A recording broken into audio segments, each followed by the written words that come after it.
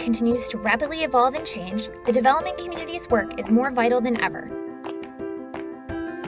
Through our collective work as a development community, we seek to end poverty, protect the planet, and ensure prosperity for all as part of the 2030 Sustainable Development Agenda. As a member of the development community, we look forward with anticipation and hope to working together to achieve a safe and prosperous world for all.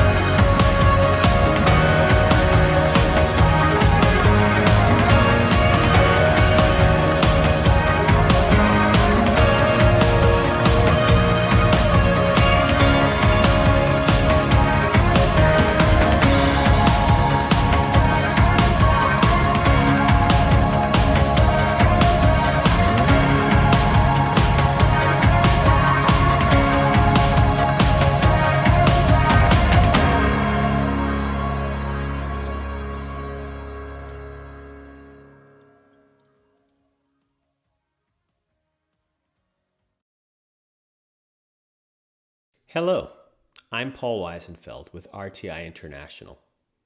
It's great to be with you all today, virtually, for the SID-Washington Annual Conference. We may not be able to be together in person, but we're still a community motivated by our passion for international development. This year, we've learned a lot about adapting. We've adapted as individuals, carrying out our jobs in new ways while also meeting our personal responsibilities and keeping ourselves and our families safe. We've adapted as organizations, going digitally and collaborating with one another with empathy to fulfill our missions and deliver for our clients and the people and communities we serve. We've adapted as an international development community, responding to the pandemic in real time and working to build a more resilient future. I'd like to thank SID-Washington for adapting and bringing us together for this conference so that we can learn, share, and work together to tackle big problems and develop lasting solutions. Thanks for participating.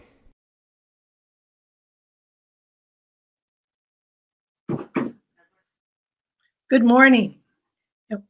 Good morning, and what a great way to start the day with those three videos from our sponsors, Tetra Tech, Accenture, and RTI. Now, I know it is morning or evening in some places, but wherever you are, we're very glad to welcome you to the second day of Decade to Deliver. For those of you who are joining us on day 2, I want to let you know that as of last night, we had 1,500 participants from over 59 countries. So please take the opportunity to network. If you missed anything yesterday, don't worry. You can follow it up because it will be live on the website for a while. I want to first of all thank you for attending, as you are leaders in your communities, your firms, your countries in driving positive development.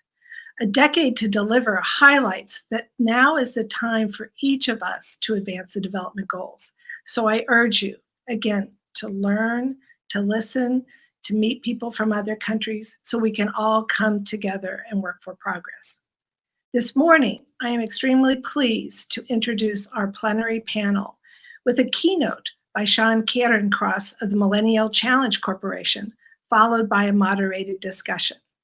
We heard from USAID yesterday morning and DFC in the afternoon. This morning, we will learn how MCC is continuing to advance the development agenda across the SDGs and responding to the challenges of the pandemic through its unique development model. Sean Cairncross is Chief Executive of the Millennium Challenge Corporation.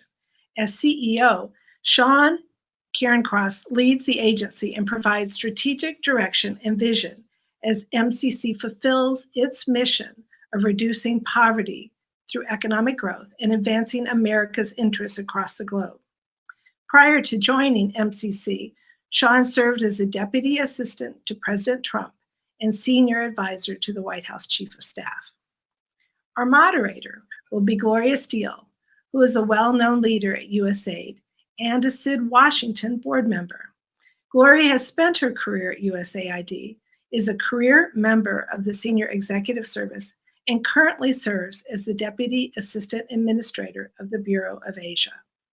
Prior to this assignment, she served overseas at USAID's Mission Director for the Philippines, the Pacific Islands, and Mongolia.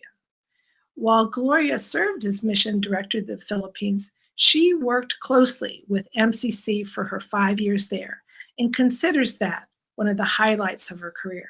So we are so pleased that we will be able to have Gloria interviewing Sean in this discussion. So prior to that discussion, please welcome CEO for the Millennium Challenge Corporation, Sean Cairncross, for opening remarks. Thank you. Thank you very much, and good morning from Washington, D.C. My name is Sean Cairncross. I'm the CEO of the Millennium Challenge Corporation, and I want to begin by thanking everyone at SID-Washington, especially Anne. Thank you for the intro. And Catherine for the important role that you play in the development community and for putting together great discussions like this one. I certainly appreciate all the hard work. Thank you. I also want to thank Gloria for joining us this morning, and I'm looking forward to our conversation. Okay, so as many of you in the audience know, MCC is a development agency, but we're different. MCC started as an idea that the United States could do development differently by applying similar expertise that private sector companies do in doing business and focusing on reducing poverty through economic growth. What sets MCC apart is our data-driven decision-making process. We first look at the constraints on our partner countries' economies, and then we examine the best ways to partner with those governments to design our programs. MCC compacts typically take the form of large investments in infrastructure like power and transportation, or water, sanitation, and health, combined with institutional policy reforms that help ensure that impact is sustainable. Now, COVID poses enormous challenges to development agencies like ours. At the same time, the international development efforts of the United States have never been more vital to the resilience of our partner countries and their citizens. For MCC, I see 3 areas of focus that will be crucial in meeting the challenges of the pandemic. First, private sector engagement, including blended finance, and mobilizing private funding for public good. Second, close interagency collaboration. And finally, women's economic empowerment. So first, on private sector engagement, mobilizing additional sources of funding for development has never been more crucial than it is today. We all know that government-to-government development dollars aren't going to be enough to meet the Sustainable Development Goals. Even before COVID, there was an enormous gap in need between the need for the amount of aid and the public funding available for foreign assistance. There's simply no way to close that gap without private investment. So this means engagement with investors is fundamental. And that's why we've made it a goal here for our leadership team.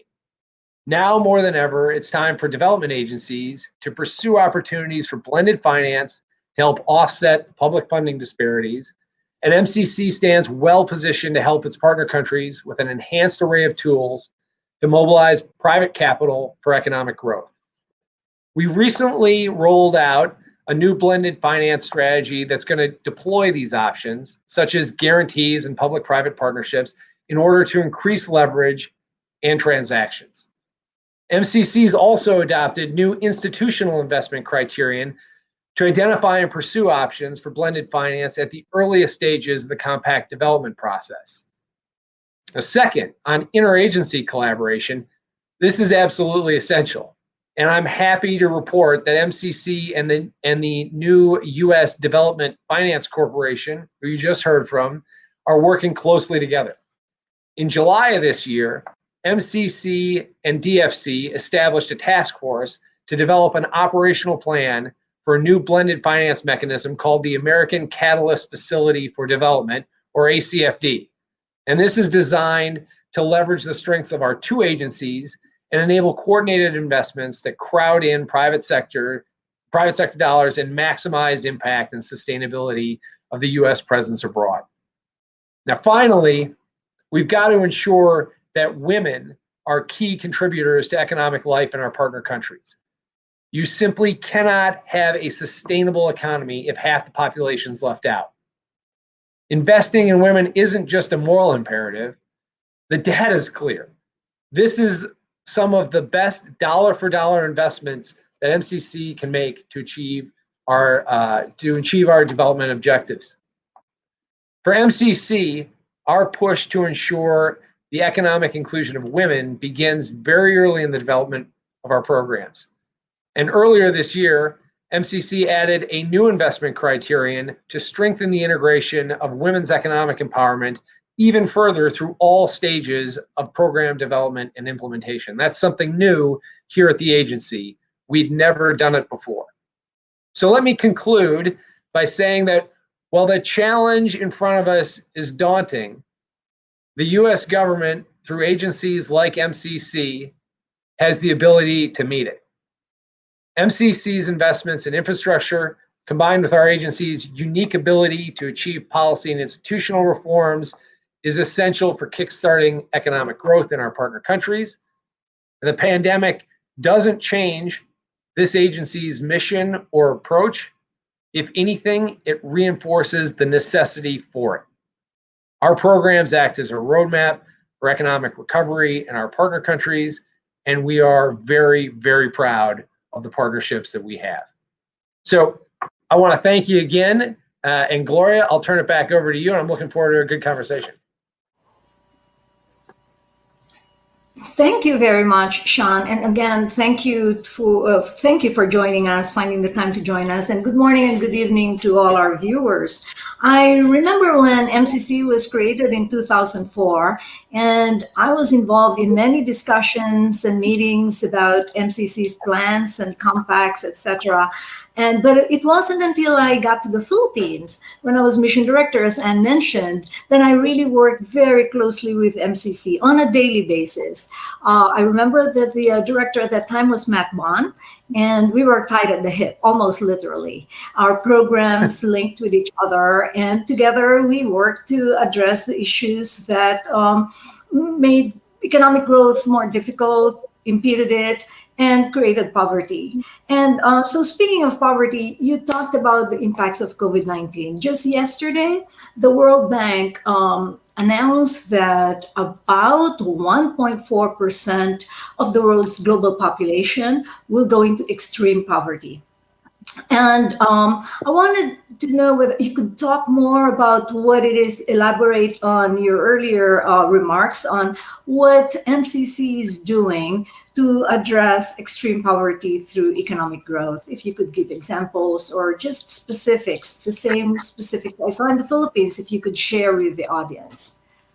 Sure, of course. And Gloria, I think we're very proud of what we were able to accomplish in the Philippines. And I think the sort of work that you're talking about, the way our staff and our projects coordinate with the interagency, that takes place everywhere around the globe. We're very proud of our ability and our staff's ability to do that. So that's a great example.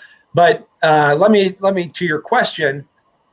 Yeah, the way MCC is designed to deliver, to target poverty reduction through economic growth, and that's very important. It's not just poverty reduction, it's through economic growth. So we engage in a process to analyze what a partner country's core constraints are on an economy. And that's not something that we dictate.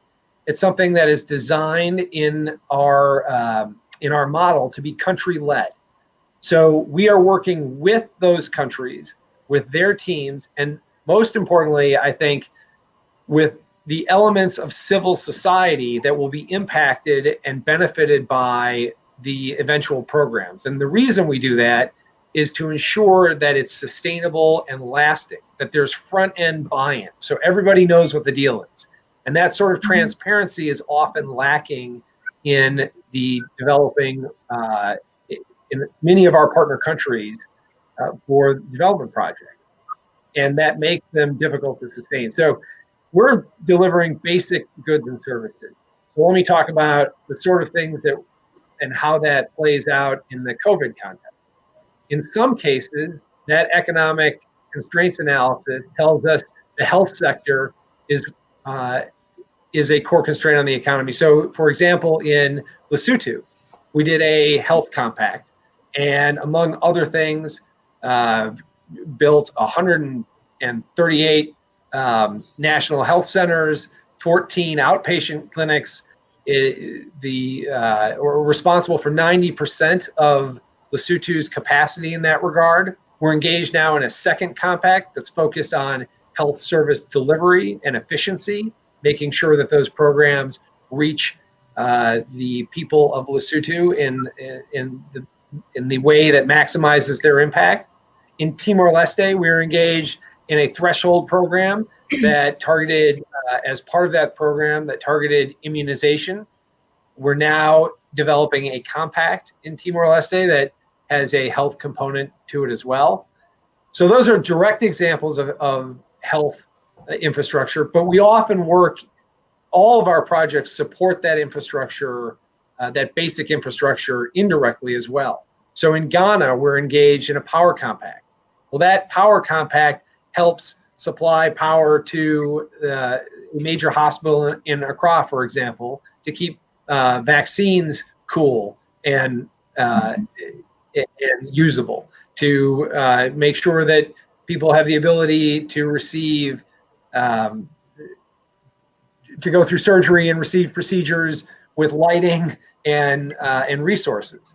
When we engage in transportation projects, that sort of infrastructure enables the transport to and from hospitals. So as the health sector comes into play, we're engaged in that as well. And water, sanitation, and health is a huge part of what we do. We're engaged in, for example, we did a compact in Zambia that was in part focused on the water supply and water sanitation. We're engaged right now in Mongolia in a water treatment plant. Ulaanbaatar has an enormous pinch on water supply, and we are helping to make sure that that supply is ready and available and clean and usable. So there are a number of ways that we impact the health sector, but it's all designed in our model to target poverty reduction through economic growth. Thank you for that. One of the really successful aspects of your program in the Philippines was your inclusion of gender. And you talked about that as an important feature of MCC's programming. I was wondering if you could share with the audience different kinds of programs that you have in including women and featuring their participation in your programs. Sure. Well, we take women's economic empowerment very seriously at MCC. We're very proud of our efforts in this regard. Like I say, we've just built in a new institutional investment criteria. So what that means is the lens of women's economic empowerment will begin at the development phase of our programs through implementation and monitoring and evaluation. So every piece of our programs now will be touched by the gender inclusion lens. So like I say, you can't have a sustainable economy, and the data shows us this clearly, without 50% of your population participating. So whether that's land rights, like we've seen in Morocco, where MCC's programs leveraged a constitutional change to open up inheritance rights for women on collectivized lands. And then the implementation texts that were signed to ensure that those changes were actually carried out in a practical way that has an effect. That's an example. The training programs and the education programs that we're engaged in right now, we just had 28 young women complete a Des Moines college program from Kosovo as part of our threshold program there in capacity building. We're engaged in Cote d'Ivoire in an education program focused on young women and capacity building. And so this is something like access to credit, land rights, the ability to fully participate in an economy is something that we're very engaged in, and we're also very proud to be part of the WGDP effort, which is the White House interagency effort that was originally spearheaded by Ivanka Trump, and now Ambassador Kelly Currie is engaged as well, pushing these efforts across the U.S. government. And MCC, I think, is a real leader in that regard, and we're going to continue to do it. That's excellent. And I really have seen your successes in this area, and something that we emulate and other developing partners are doing. Here's a tough one that we have encountered, and one which is an important feature of MCC's operations too, which is pursuing tough policy changes. You and I know that the success of our programs depend upon a regulatory environment that's conducive for private sector engagement, for women being able to participate in the development process. Can you give us advice on what MCC has done as it tries to make sure that the right policies are in place as you implement your programs? Sure. Well, that's something that I think makes MCC really a unique place and a unique agency in the U.S. development toolkit. All of our projects are fully grant funded, so this is something that our partner countries want. It's not adding to any debt, and on top of that, it's the stamp of approval from the United States government that this is a country and a leadership that is trying to do the right thing for its people. And so that allows us to access the sort of policy reforms that take real political capital to effect, something that other development dollars have a hard time targeting, and something that private capital has a hard time targeting. It's simply not what those dollars are necessarily designed to do directly, but it is what we're designed to do. So when we go through a project design, and when we agree to engage with a partner country, when we select a country for a compact or a threshold program, what we're doing is it's essentially a contract between our two countries. We're saying these are the things, these are the reforms that we need to see in order for us to proceed with our grant-funded program to benefit your citizens. And we put into our agreements conditions precedent that have to be met. Oftentimes, those are difficult reforms. We just talked about reforms made in Morocco, constitutional change and implementing texts directly benefiting the women of Morocco in order to give access to inheritance rights for land. But there are also reforms such as opening up a formerly state-owned sector for private engagement, like we've seen in Malawi, where we were engaged in an energy compact. And the design of that compact was to make it possible for independent power producers to come in and start to deliver energy more efficiently than the state enterprise to the people of Malawi. And what we saw was after we finished that compact, those contracts weren't flowing to the extent that we wanted them to, if at all. And we began discussions on a second compact, and all of a sudden, over $70 million in IPP contracts began to flow, and that now is Malawi's been able to hook into the South African power pool through Mozambique. IPP contracts are flowing, and so it's a good example of the sort of reform that we are able to target and leverage.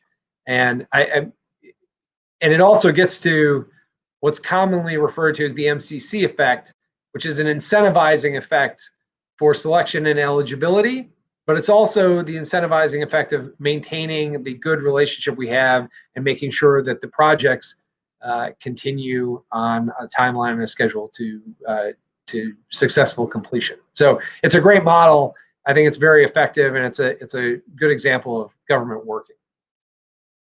You have really truly been a success in pushing tough policy changes that are necessary to promote economic growth. I have a question from the audience. If you don't mind, let me read it. I commend MCC's attention to gender equality and equity. The question is here: how does MCC serve marginalized communities such as ethnic and indigenous minorities, LGBT communities, etc.? Over to you, Sean. Sure. Well, yeah. So let me talk a little bit about the process we go through when we engage with a partner country. The first is we have to select that country, and we have a high bar on selection and eligibility. It's a need and merit model. So if a country is a low or lower middle income country on World Bank income, standard, then we look to the merit side, and we have a scorecard with 20 different indicators that are based on third-party open source data that measure good governance, economic reform, and a government's investment in their own people. And so part of those indicators that are very important to us are the civil society indicators, democratic rights indicators, control of corruption indicators. And so in order for a country to be considered for selection and eligibility on the front end, it has to be a government that is taking those sort of issues into account. That it is not that it's an inclusive government that is looking to grow its support and its relationship amongst people rather than going in the opposite direction. Then once we engage with that government and that country, we target reforms and put conditions into our agreements to make sure that those reforms are effected. And in doing so, we meet, and our teams and the government's teams meet with different sectors of civil society, different groups in civil society, to ensure that there's buy-in and support. And let me give you an example of that. In El Salvador, we were doing a water treatment plant in a coastal village, and we went down and met with a number of people from the village, 50 or so people, and what they were saying was, at the beginning, when these projects were announced, they didn't believe it. They didn't trust that the government would follow through. They weren't sure what U.S. involvement meant, but that over the course of time and the meetings that they'd had with MCC, but more importantly, and I think the vital piece of this is the meetings that they had with their own government, a relationship was forged, and they now believe what's happening, they trust what's happening, and they support that project. And so there was it was an inspiring meeting, because you could see the effect, not only the substantive effect that a water treatment plant would have on daily life, but the relationship that was being built between the people in their own government, in my mind, will pay dividends going forward and is a lasting part of the MCC legacy in El Salvador and everywhere we work. You talked earlier about the importance of private sector engagement in the programming of MCC, and talked about blended finance. Can you elaborate on this? Talk about how you're doing it, examples of where you're doing it, and what you hope to see at the end of it. I agree with you that private sector engagement is very important, and would like to learn more from you on what you're doing in this area. Sure. Well, like I say, our goal is to reduce poverty through economic growth, and there's no better way to do that than ensure and help build a market that attracts private investment. It'll create jobs and trade and economic growth, benefiting the people of our partner countries. And so part of what we do is a lot of outreach to the private sector, and we work with the Development Finance Corporation and others in doing this, is seeking to find out what the risks are and what the reasons are that hold investment in a market back. What is it that is preventing investment in one of our partner countries? Sometimes it's a specific regulatory regime. Other times it's a history of state seizure of private capital. Whatever that is, we believe that targeting concrete, achievable things that will build confidence for the private sector to come in and invest is something that will have a lasting beneficial impact. So I raised Malawi as an example, and now IPP contracts are flowing. We have El Salvador is another example. We just closed out our 5-year compact in El Salvador in September, and we launched 2 public-private partnerships having to do with the international cargo terminal and the lighting and security on the coastal highway. We brought them to market. It was the 2 very successful launches we're very proud of. We have economic development zones that we're working on in Morocco. We estimate that, for example, in El Salvador, that the private sector investment will at least double the investment that we have made around our own compact. And I think that that's something that is a positive development. I think that private capital coming into a market will come in and do good things if that market is if the risk level is where it needs to be. And so building that enabling environment and that sort of confidence is something that we take seriously, and we hope is something that we are helpful in achieving. Yes, and I know you will be very successful in this. You talked earlier about collaborating with the DFC, and we heard from the DFC yesterday. Are you able to talk about upcoming plans on how you might collaborate? I think that as we deal with the BRI, the Belt and Road Initiative, investing in all kinds of infrastructure, high standard, low standard, I think your involvement, MCC's involvement in very high standard infrastructure and DFC's joining the space and infrastructure is a really good thing for the United States and for our partner countries. And I was wondering if you are able to talk about, at this point, partnerships with DFC and what they might be. Yeah, well, I think one of the things that has gone largely unnoticed about the Trump administration is the degree to which the foreign development agencies in the U.S. government are coordinating.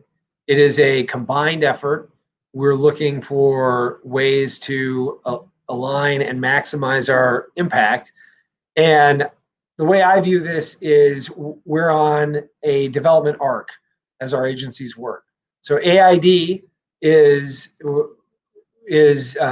focused on poverty alleviation, works on disaster relief, on food security, on immunizations.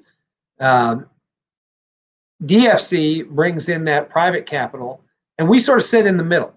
So we are trying to leverage policy reforms to create the enabling environment for private capital to flow, and at the same time ensure that our projects are focused on reducing poverty. So in working with the DFC, what's important is we understand what is in their potential pipeline and where they're working, and that they understand what we're doing and where we're doing it, so that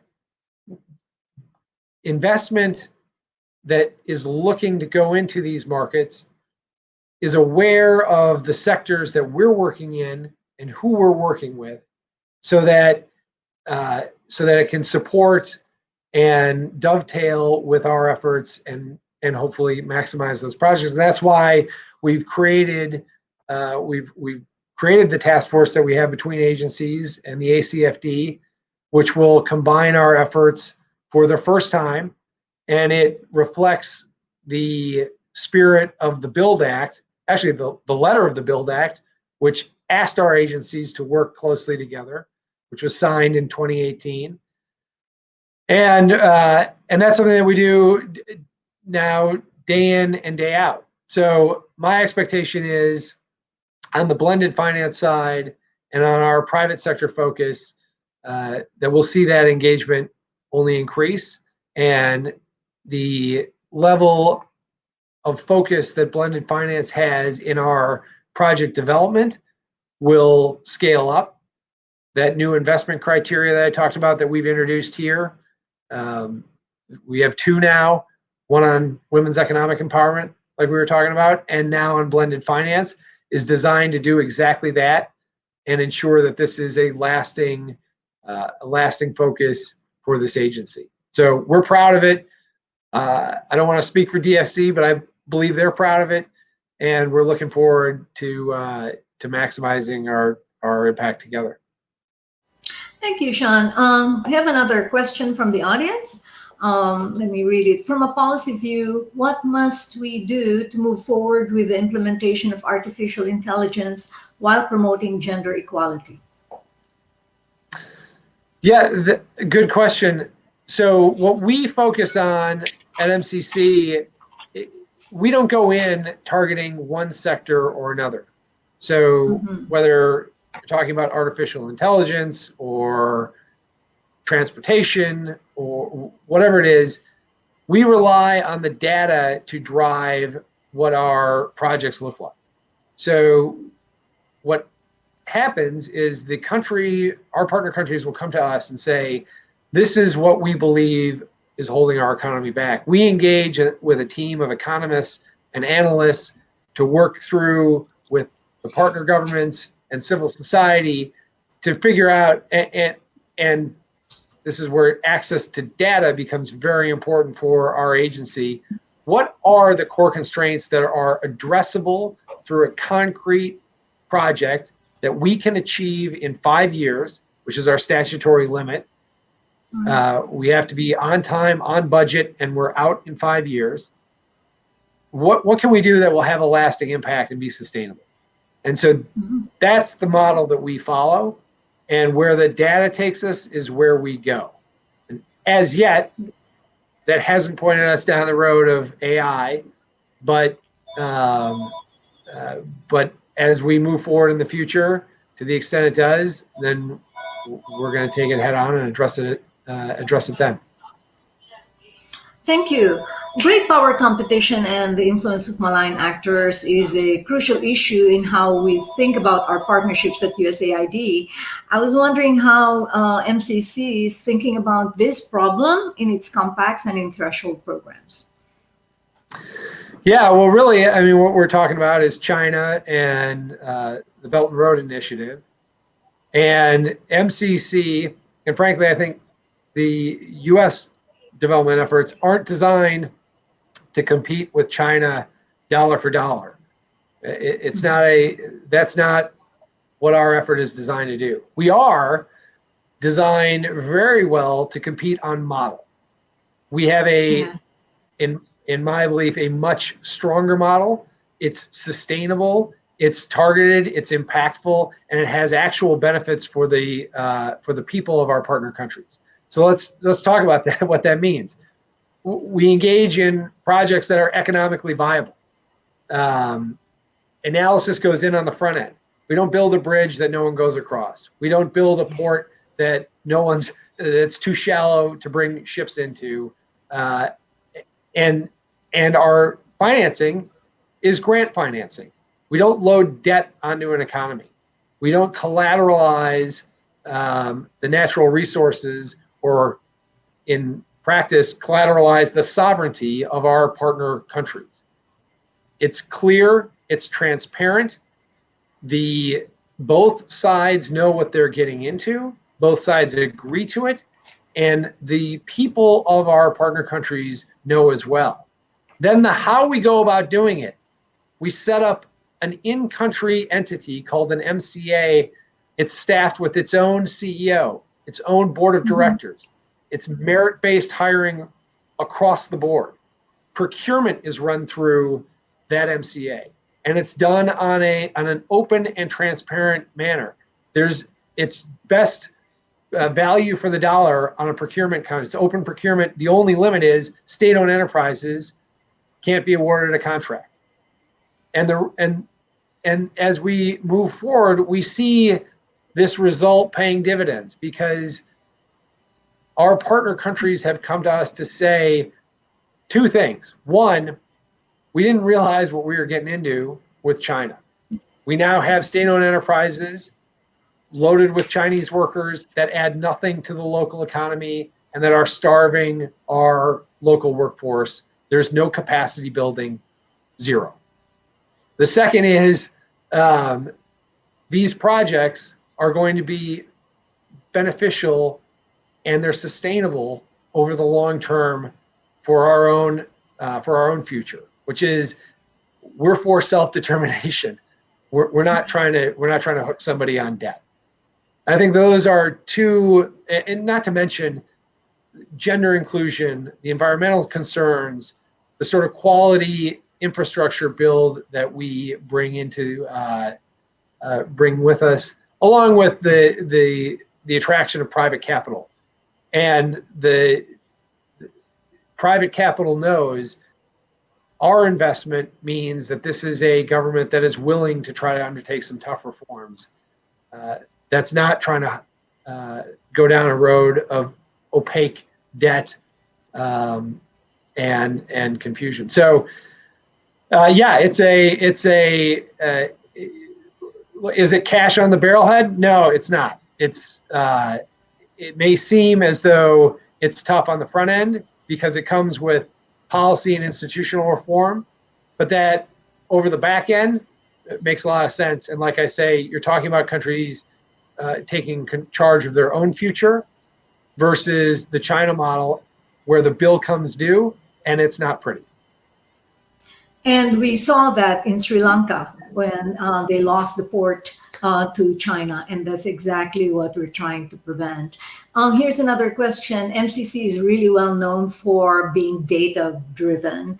The question is, how does MCC measure the effectiveness of the program it is funding? Sure. Well, we have part of what we undertake at the beginning is before we'll bring a project to the board for approval and before we'll sign off on it internally, it has to meet an economic rate of return, which is our own economists and analysts here look forward and say, this is the potential, the expected impact and the number of beneficiaries and the economic expected return. And if it doesn't meet a 10% threshold, then we don't engage in it. So that's just on the front end. Then we monitor and evaluate as we're going through that process. And sometimes during implementation, we have to make changes because the project isn't, for whatever reason, it's not going to have that economic rate of return that we initially anticipated. But we work through it. And a great example of that right now is Niger, where we're working in partnership. We have a great partnership with Niger. And we've been working through an irrigation project that initially was of a broader scale. And then during development became clear, this is going to be difficult to sustain. It's going to be difficult economically for the government to continue if we build this out. And we're not going to do that. So we've worked closely with them to redesign that program. And while the program looks different than it did initially, that process is just simply taking reality on reality's terms working with our partners closely to do it, and then executing on it. And over the long-term course, it's an innovative program. It's an exciting program. That irrigation project is going to have a long-term generational impact. Whereas if we just stuck to our guns and said, nah, this is what we, this is what we said at the beginning, it may not be as sustainable. So that's during development. And then once we're done, we have to monitor and evaluate our results for 20 years after our compact closes out. So for longer than the agency's been in existence, we monitor those results and we publish them. We issue evaluation briefs and STAR reports, which cover, warts and all, our projects. So the idea and the model of this agency is we learn from our mistakes and we try to scale our successes. And I think that pound for pound, this agency has the best track record in government for doing it. Thank you, Sean. I'm being asked to wrap up, but there was a question that I would really like for you to answer before we wrap up, because it is important for our viewers to hear this. The question is, why should there be a USAID, an MCC, and a DFC? Isn't that a lot of overhead? I would love for you to please respond to that before we wrap up and I turn over the floor to Catherine. I think it's important to address this issue, this question. Over to you. It is. John. A couple of things. First, and I'd say that, as I said in my outset, interagency collaboration is vital to us. And we have tremendous partners at AID and DFC and at the State Department and at Export-Import, the Export-Import Bank. We all work closely together and they've been tremendously supportive. We wouldn't be successful if we didn't have the support of the interagency. Not to mention, we have a board of directors comprised of AID and USTR and state, among others. So it is important for us to work together. From MCC's standpoint, I think one of the things that makes this agency very unique is we're relatively small and we're very nimble. We have roughly 350 people here. We have a light footprint in country. There are 2 people who oversee our projects once we begin them in country. And that allows us to stay very focused and react swiftly to events in any of our partner countries. I think it's a great advantage for MCC. But each of these agencies has its own lane and has its own particular areas of focus. Ours is very concentrated. Poverty reduction through economic growth. We were created to focus like a laser on that. And our ability to do so, I think, has generated broad bipartisan support over this agency's history, broad support among, look, MCC has been supported by Republican and Democrat administrations throughout its history. It was created under the Bush administration, the Obama administration supported it, and the Trump administration supports it. It's pretty rare in Washington for a concept to go from concept to reality to success in a short period of time. And I think that MCC is a great example of that. But part of the reason that that's been possible is the partners that we have in the interagency. So I know they're doing great work. And part of MCC's model, frankly, has been former Administrator Mark Green at AID adopted some of a metric-based approach at AID, which I think is great. And so, look, we look forward to continuing to do our job as well as we can do it, to be successful at it, and to set an example for all of our partners. Thank you very much, Sean. I think that with this, I'd like to turn over the floor to Catherine. This has been a really wonderful conversation, and thank you very much. Over to you, Catherine. Thank you, Gloria. Thank you, Sean and Gloria.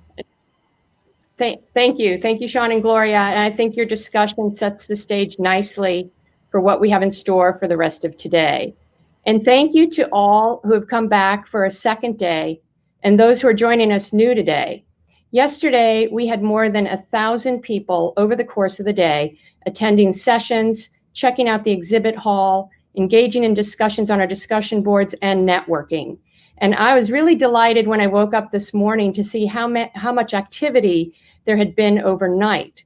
I saw comments posted in our ideas library, new topics created, and visits to our exhibit hall and innovation showcase. And this is exactly what we had hoped for, that you would all continue to connect and engage even after the conference ends. So please do keep it going. That's one of the best features of our platform. You can come back to see videos of any session you missed, post a comment in the chat, create a topic for discussion, and more. This is our global town square for engagement. And if you weren't here with us yesterday, as I mentioned, you can see all of the session recordings, and I hope you'll do that. They were all really excellent. It's hard to pick just one or two highlights from yesterday to mention. They were all very different and thought-provoking. So maybe those of you who attended yesterday could post in the chat what stood out for you. I know for many, one highlight was seeing Development Finance Corporation Andy Herskowitz's cat jump onto his lap during the Fireside chat with Rob Mossbacher. But I'm interested to hear from you what you liked yesterday, so let us know. And now I want to say a bit about today and what's in store and how to access everything. Those who were here yesterday hopefully heard my spiel on how our platform works or figured it out over the course of the day. But for those who are new here today, let me just urge you to check out all of the features, including the Participants tab at the top of your screen that lets you see all our attendees and also connect with them. I wish I could share my screen. I don't know if Tech Change can do it, but would love to show you the map that you get to when you go to the Participants tab. It's really fun to see where everybody is from and to zoom in on it. So try to check that out. If you haven't set up your profile, please do so others can find you. You do that by clicking on the circle on the top right of your screen and selecting profile. And you can add a photo, your social media information, and more. Think of this as your name tag and your business card. Many of you tried to attend our facilitated networking in our networking lounges yesterday and were told they were full. We have an overflow room that we can set up, and we think we should be able to accommodate everyone. So please try again today, right after this session. It's a really fun way to connect with other attendees, and you can go in and out of a variety of rooms to interact via video. So it really does simulate the networking that we might be doing if we were all together in person during a coffee break. This is cutting edge, brand new technology, so please try it out. The facilitated sessions take place at 12, but the lounges are actually open all day, so stop by anytime. And I just realized I was wrong. They aren't starting right after this session. Our breakout panels are starting after this session, and the facilitated networking is after that. You can get to the networking lounges by the networking lounge link that's at the top of the agenda page. And speaking of the agenda page, that will also take you to all the sessions today. You presumably found that because you got to this. It will also take you to recordings of yesterday's sessions. And like yesterday, we'll have 2 sets of breakout sessions on a variety of topics, including food security, USAID's digital strategy, and reimagining development, with our members talking about how they are pivoting programs and activities in our strange new world. We'll also have workshops, and we'll have a Q&A session with the finalists of our innovation competition. And have you been to the innovation showcase yet? It's in the ideas library at the top of your screen. Check out the 6 finalists there. Vote on which innovation you deem best in show. We also have judges voting, and we'll announce winners this afternoon in our closing session. Don't forget the exhibit hall, where we have more than 40 virtual booths with displays, opportunities to chat, and even Zoom with booth representatives, so check that out. And if you can't get to everything today, please do come back tomorrow or the next day or next week. The platform will be open and available to you until January, so you can see any sessions you missed, read comments on the chat boxes, go to the ideas library, post on various topics, and engage for weeks to come. We hope you'll do that to keep the conversations going. Our final plenary will take place this afternoon at 1:30. This is a great session moderated by George Ingram of Brookings and focused on how to maximize our impact to try to meet the SDGs. We'll discuss a new report to which many of you contributed, and we have a really engaging group of panelists for that. If you have any trouble finding anything, go to our help desk at the bottom of the home screen or send email to the address at the top left of your screen where it says need help. Don't forget, you get points for your engagement. Every time you attend a session, visit a booth, or post a comment in the ideas library, you get points. Last I checked, Ivy Ikinyi from Kenya was leading with over 1,000 points. You still have time to catch up to her, so get going. We'll acknowledge the person with the highest points at our closing plenary. It was really hard to imagine earlier this year how we'd be able to get together in any meaningful way during the pandemic. But thanks to Tech Change, our platform vendor, and our fabulous annual conference committee, and our sponsors, I think we did it. I do want to name our Diamond, Platinum, and Gold sponsors very quickly. They've been so supportive throughout this process. Thank you to Chemonics, Deloitte, and Tech Change, our Diamond sponsors, to Apt Associates, Accenture, ACDI Voca, DAI, RTI, and Tetra Tech, our Platinum sponsors, and to Creative Associates, Equal Access, and Nathan Associates, our Gold sponsors. I would normally pause for applause here, but I hope you're all clapping via the chat box or in your homes. We really are grateful. In a few minutes, the breakout sessions will start, followed by the facilitated networking. But first, I'd like to play for you our third and final lightning talk winner that picks up on Sean's remarks earlier about data-driven processes, Jasmine Butolf from the Panagora Group on consuming and learning from data responsibly, a call to action. I'm Jasmine Butolf, and I'm the Director of Global Health at Panagora Group. Being a global health professional in a pandemic is a dream, and it's a nightmare. It's all of your professional interests piqued and all of your personal fears epitomized. In the early days of the pandemic, as I frantically searched for information for myself and my family, friends, and colleagues around the world, I realized how fragile our evidence generation supply chain is. So what did I do? I conducted informal studies. It was very scientific.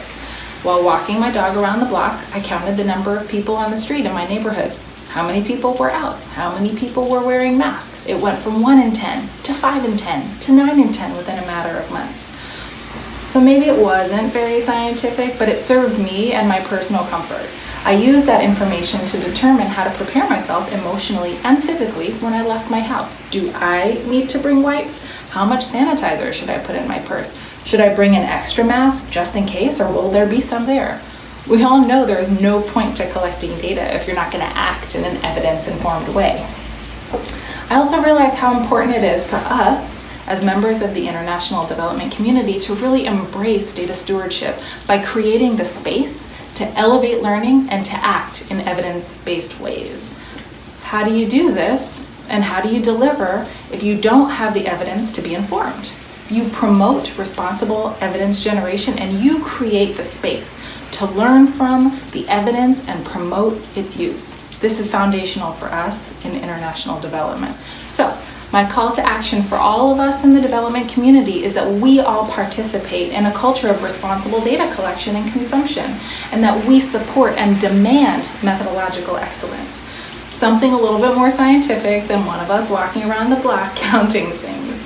Honestly, we also need to participate in data collection when asked, oh, are you doing a survey on people's behaviors during the pandemic so you can determine how many tests to make available and where? Sure, I would love to fill that out. Oh, do you need participants of a certain age for your vaccine trial? Of course. If I'm eligible, I would be delighted to participate. So what does promoting data stewardship, learning, and responsible action look like? At Panagora, we have invested in people, in resources, in conversations, and a culture of responsible data consumption. Our South Africa program redesigned its data collection methods from being in person at health facilities to being virtual. It took a lot of advocacy, a lot of training, and frankly, a lot of change management, but it allowed us to continue to deliver important services, which ended up being more efficient and allowed for decisions to continue to be made. Our Global Health Supply Chain program quickly visualizes complex data to respond to the dynamic needs of ministers of health around the world, allowing them to allocate resources in response to the data.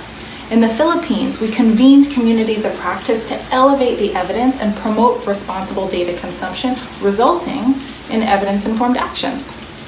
In Panagora, we are promoting the virtual agora, and our mantra is to act on the evidence in responsible ways.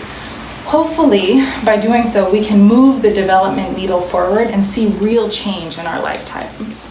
COVID is a relatable example for this call to action, but the call extends across the international development landscape. We know there is evidence that shows that we have failed the rural woman in international development. Our progress towards the SDGs show where we have a lot of work to do and where we've been successful. We know that data don't turn into action alone.